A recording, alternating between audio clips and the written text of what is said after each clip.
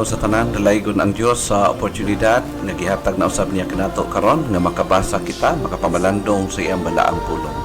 Standby sa piwila lang ka nga mga minuto ako magapakiguban kaninyo sa ato ang kapuluhaton alang sa pagtuon, pagbasa ug pagpamalandong niini. Magaampo na kita sa pagsugod. Amahan ug Dios nga langit no, nagapasalamat kami sa oportunidad nga gihatag kanamo nga makabasa kami o makapamalandong sa balaan nimong mga pulong. Lord, among pag-ampo o gahangyo diha kanimo nga ikaw magabindisyon sa tanan nagapaminaw karon diha sa ilang panimalay, sa ilang mga cellphone.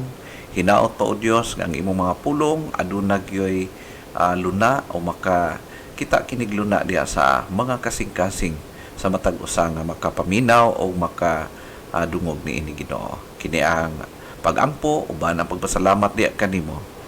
In Jesus name, amen. Salamat sa gayon nga makapadayon kita sa pagpamalandong diha sa pulong sa Ginoo. Aniya kita padayon sa pagtuon may tungod sa review nato, no?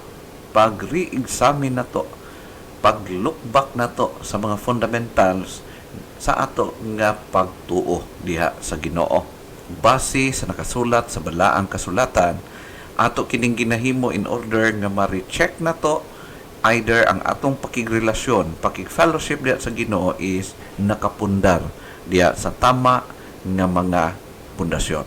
Now, re-studying the basics, part 3. Higala, usbon ko sa remind ang imong kaugalingon karon. Naka-observe ka ba sa imong kantangan karon sa imong pagkinabuhi diha sa iglesia kung asa ka nabilog? Naka-observe ka ba nga daghan kaayo sa mga Kristohanon nga nagkinabuhi uban ang kinaiyahan niining atong ginatun-an? Have you observed apathy of many Christians today? Apathy means lack of interest, lack of concern, indifference, impassiveness with regard to godly matters. No? Sa mga butang bitaw nga iya sa Ginoo, walay interest, walay gana, walay excitement diha sa iyang kasing-kasing. Pero kumpara lang sa mga iyang sarili o sa dili pang Ginoo, excited kayo o ihurot ang tanan niyang effort para lang niyan ang mga butang, which is temporal. Now, brothers and sisters, karon nga buntag, hagiton ko kamo, hagiton ko ikaw, that we must reactivate our love. Kung sa dihang nabag-o kang nahimong Kristohanon, nagamainiton ikaw, nagamadasiggon ikaw, diha sa paghigugma sa Dios o paghigugma ngadto sa uban, karon nga panahon, kung kana nagakahanaw man diha sa imong kasing-kasing, the challenge for us today, we must reactivate that love diha sa imong kasing-kasing. Ingon pa sa Galatians chapter 5 verse 22, nag-ingon, but the fruit of the Spirit is love, joy, peace, long-suffering, gentleness, goodness, and faith. Kung imong ma-observe higala, sumala pa sa passage nga ang gugma bunga sa balaang espiritu. Love is the fruit of the Holy Spirit in the life of every Christian. Sa tanang magtutuo, sa tanang mga Kristohanon, kining ginatawag nga gugma anaa diha sulod sa iyang kasing-kasing. Tungod kay kanang gugma sumala pa sa pulong sa Dios nga kana bunga sa balaan nga espiritu. Busa kung ang usa ka tawo nakadawat kay Kristo, nakaangkon siya sa balaang espiritu, but ingnon higala nga ang gugma is presente anaa na diha sulod siyang kasing-kasing.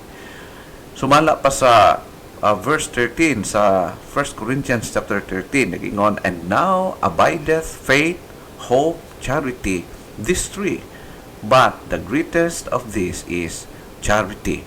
According sa ni Apostle Pablo, nga mga hanaw ang tanan nga mga gasa, mga ability nga gigasa sa balaang espiritu diha sa kinabuhi sa Kristohanon, pero adunay tutulong magpabilin hangtod sa kahangturan o kana mao ang paglaom, ang pagtuo, ang paglaom o ang gugma og niining tutulo nga magpabilin mao ang gugma, mao ang pinaka highest, pinaka greatest sumala pa sa pulong sa Dios. So ang gugma dili kini mawala diha sa kasing-kasing sa Kristohanon, pero kinahanglan nga i-develop, no?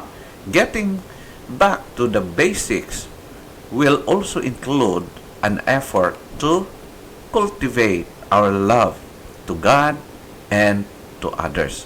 Usahay manggod, prone kayo ang mga tao, kita nga mga tao prone nga ang ato lang concern, atong love, ang ato nga pansin, ato lang ihatag sa mga tao nga naa kitay makuha, no? Na makabinipisyo kita ni anak nga mga person, mga tao, nalipay kita kanila.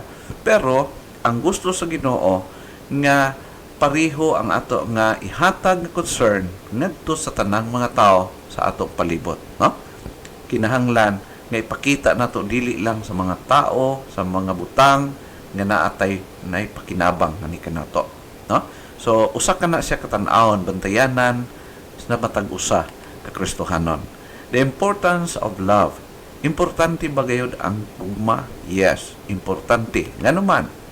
Because expressing love gives us assurance of our salvation.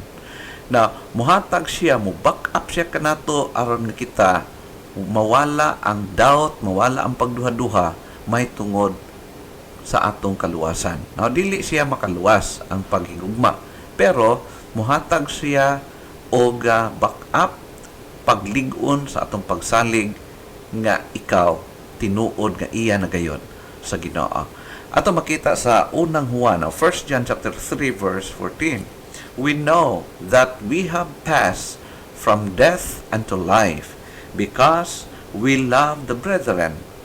He that loveth not his brother abideth in death. Ato makita dinhi ang pulong sa Ginoo nga siya nga wala nagahigugma sa iyang igsuon diha sa panimalay sa Ginoo, nagapabilin pa diha sa kamatayon. But pasabot kana nga klaseng kinaiyahan dili iya sa mga kaanakan sa Dios.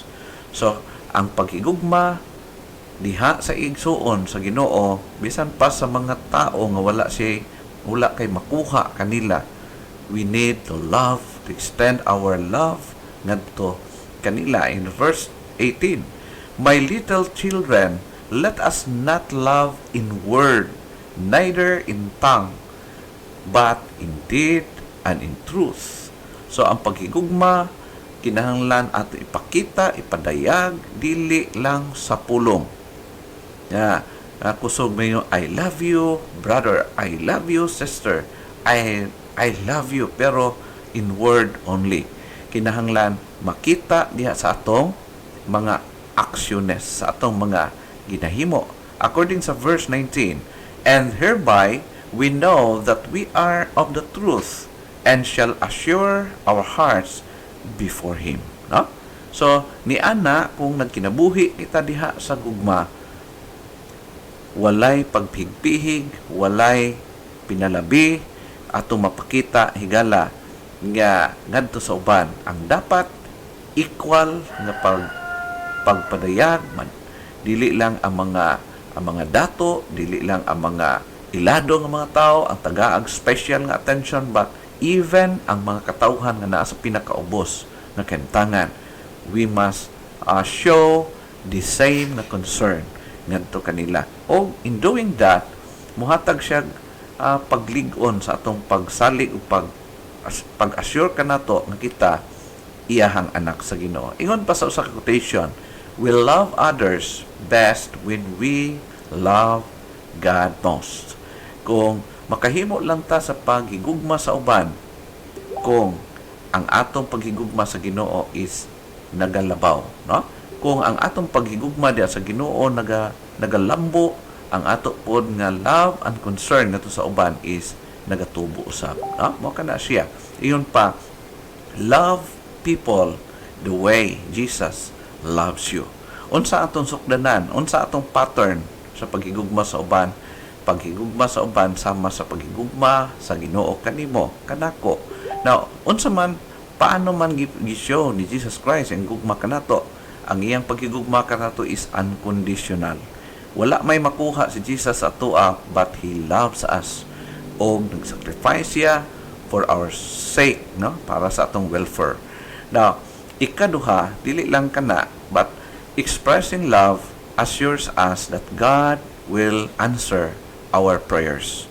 Of course, naa siya kalabtanan, kay tungod kung dili nato mapakita o dili nato ma-show ang tinuod nga paghigugma ngadto sa atong isig kaingon, maapektuhan niini ang Dios, dili siya maghimaya, di siya malipay o adunay mga bad effects tungod kay ang ato mga prayer sometimes dili niya paminawon. Now, ingon sa 1 John chapter 3 verse 22, and whatsoever we ask, we receive of Him, because we keep His commandments and do those things that are pleasing in His sight. No? So ato makita dinhi, because we keep His commandments and do those things that are pleasing in His sight. Og ang paghigugma nga to sa uban makalipay sa Ginoo. Kung tinuod nga nahigugma ka sa Dios, kinahanglan mahigugma pud ta sa atong isig kaingon. In verse 23, and this is His commandment, that we should believe on the name of His Son Jesus Christ, and love one another as He gave us commandment. Now, ato makita, mag-believe ka, magsalig kay Kristo, o maghigugma sa imong isig kaingon. Usa ka na siya kapulong, nag-isulti sa Diyos ka na to. And ato makita, usa ka quotation, God's promises are true. Kung naghigugma ka sa imong isig kaingon, ang Diyos mahimaya, magkalipay di kanimo. Of course, ang Ginoo pod daghan kay siya mga surprises sa imong kinabuhi. If you will live, you will act accordingly diya sa kabubuton sa Ginoo. Iyon pa sa quotation, God always has something for you. A cave for every problem, a light for every shadow, a relief for every sorrow, and a plan for every tomorrow. No? Kung nakigugma ka sa Ginoo, nagsalig ka sa Ginoo, nakigugma sa Dios, ug nakigugma sa imong isig kaingon, ang Dios naghatag siya sa iyang promises, mga unexpected or beyond sa ato nga paghuna-huna nga iyang pagpakamaayo sa atong kinabuhi. No? So mao kana siya gala. The importance of love, ikatulo, expressing love reassures us that we abide in God and He abides in us. No? Mao kana ito makita din higala. Sa 1 John chapter 4 verse 7, Beloved, let us love one another, for love is of God, and everyone that loveth is born of God, and knoweth God. In verse 8, He that loveth not knoweth not God, for God is love. If you have God, then love is in you. Tungod kay ang Diyos, gugma, ang very nature sa Ginoo higala, He is love.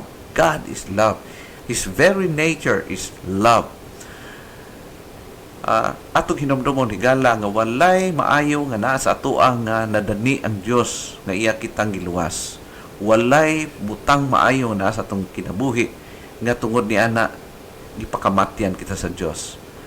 Ang rason nga nung gipakamatyan kita sa Dios tungod kay nahigugma siya kanato o gusto niya nga maka-avail kita sa iyahang pagkamaayo sa atong kinabuhi, no? So beloved, let us love one another, for love is of God. So kung nagahigugma ka sa Dios tinuoray, we should extend that love to others also. Now, ingon sa quotation, teach me to love others the way you first love me, no? So tinuod man gid kidi wala sa dinhi sa atong kasing-kasing gala, wala gyoy, wala dili dinhi nagtubod ang gugma. Ang gugma is gikan sa Dios. Ang Dios ang nahigugma kanato o kining gugma nga ani kanato karon mao ni yung pa imitation, no? Ato nga nasundog na imitate ang pagkamahigugmaon diya sa Dios. That's why we need to cultivate niini. Activating our love. Ang imo bang gugma karon higala nagapitik pa ba na? Nag-function pa ba kana siya? O basi sarili na lang nimo ang imong ginatan-aw and you don't care ngadto sa uban. Hinumdumon nato paano nga ang ginatawag nga ang atong gugma ma-activate sa atong kasing-kasing. Just learn like the Thessalonian believers. We being taught by God how to love. Doon sa ito makita sa 1 Thessalonians 4 verse 9. But as touching brotherly love, ye need not that I write unto you, for ye yourselves are taught of God to love one another. So, ang pagtudlo sa Ginoo nga magigugma nga to sa uban, even long before gitudlo na daan sa Ginoo. Ikaduha, Jesus taught us how to love by His sacrificial life. Paano gipadayag ni Kristo ang iyang paghigugma kanato? Paano kita niya gitudloan? Giportray niya. Pinaagi siyang pagsakripisyo para kanatong tanan. Unsa ingon sa John 3:16, a very, very common verse. For God so loved the world that He gave His only begotten Son, that whosoever believeth in Him should not perish but have everlasting life. So kung imong tan-aw ni gala, ang object sa paghigugma sa Dios mao ang tao o walay maayo nga naa sa tao, pero ang Dios still nag-show siya sa iyang pagpakamaayo sa tao aron nga makaangkon og panalangin ang tao nga supposed to be wala gyoy potential nga makuha ang Dios nga ni kanato, no? Mao kana, that's how Jesus taught us how to love by His sacrificial life. And number 3, God taught us how to love by giving His Son as a propitiation for sins. Paano ang amahan nagpadayag, nag-show sa iyang paghigugma kanato, pinaagi sa paghatag sa iyang bugtong anak nga mao si Ginoong Hesus, ingon nga kabayaran sa atong mga kasalanan. Unsa ingon sa 1 John chapter 4 verse 9, in this was manifested the love of God toward us, because that God sent His only begotten Son into the world, that we might live through Him. No? Mao kana siya ito makita igala. Gi-manifest sa Dios, gi-show sa Dios, gi-portray sa Ginoo nga ang iyang paghigugma kanato pinaagi sa paghatag sa iyang pinaka-precious bugtong anak nga mao si Ginoong Hesus. I-give up niya ang pinaka-precious iyang kasing-kasing siyang kinabuhi for the sake of us. O wala na'y mulabaw pa ni ana nga gugma. Wala na'y mulabaw nga buhat ni ana tungod kay siya nahigugma. No? So, iyon sa verse 10, herein is love, not that we love God, but that He loved us and sent His Son to be the propitiation for our sins. Amen. Mao kana siya gala. Dili nga kita ang unang nahigugma sa Ginoo. It is God ang unang nahigugma kanato, o ang iyang gugma iyang gibukbo diha sa atong kasing-kasing. That's why nga pwede na kita makahigugma unconditionally ngadto sa uban. Kana bitaw mahigugma ka nga makahimo kag maayo ngadto sa ubang mga tao. Okay? So mao kana siya gala. Through careful meditation upon what the Bible reveals about God's love for us, we can activate our love for others. So atong i-meditate, atong pamalandungan og maayo ang mga kabersikuluhan, porsyon sa balaang kasulatan nga nagpadayag kung paano ang Dios nagigugma kanato ug unsa iyang ginahimo para kanato. In that, ato umakopya, ma-imitate nato o mapakita usab nato ang ato nga unconditional love ngadto sa uban. Pagigugma sa tanan nga mga tao na amantay makuha o wala dinhi sa atong kasing-kasing. Tungod kay ang gugma gikan sa Dios o gusto sa Dios nga ma-experience nato, ato nga ipakita, ipadayat usab ngadto sa uban. Hinaot higala nga gibless ikaw sa pulong sa Ginoo. Ang ato nga pagtuon padayon hangtod kung kanusa kita itugot sa Dios makahimo nini bulaton. Salamat sa inyong pagpaminaw o salamat sa inyong pagsubaybay. Ang Diyos magapadalangin.